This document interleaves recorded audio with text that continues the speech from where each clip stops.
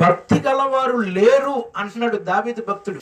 భక్తి గలవారు లేరు అంటున్నారు దావీదు భక్తుడు. ఆయన ఎందుకని ఆ మాట మాట్లాడుతున్నాడంటే, భక్తిగా దేవుణ్ణి ఆరాధించడానికి ఇష్టపడతలేదు ఎవరు. భక్తిగా దేవుణ్ణి స్తుతించడానికి గాని, గణపరచడానికి గాని, దేవుణ్ణి మహిమపరచడానికి గాని, దేవునిలో నిలబడడానికి గాని ఇష్టపడతలేదు ఎవరు. ఇప్పుడు దేవుని వాక్యానికి విధేయత చూపించి, దేవునిలో నేను నాటబడాలి, ఎదగబడాలి, దేవుని వాక్యం కొరకే కదా నేను ఇక్కడికి వచ్చింది, దేవుని మాటల కొరకే కదా నేను ఇక్కడికి వచ్చింది, దేవుడు నాతో ఏదన్నా మాట్లాడతాడనే కదా దేవుని మందిరంలోకి వచ్చింది, దేవుని మందిరంలో నిలబడినది, దేవుణ్ణి స్తుతించేది, ఆరాధించేది, దేవుణ్ణి మహిమపరిచేది, నాలో ఉన్న తప్పిదములు, నాలో ఉన్న పాపము, నాలో ఉన్న లోపమును ఒప్పుకొని నాకు నేను పరిశుద్ధపరచబడడానికే కదా ఇక్కడికి వచ్చినదని మనం ఆలోచన చేసుకోలేము. మన కంటిని తడపలేము.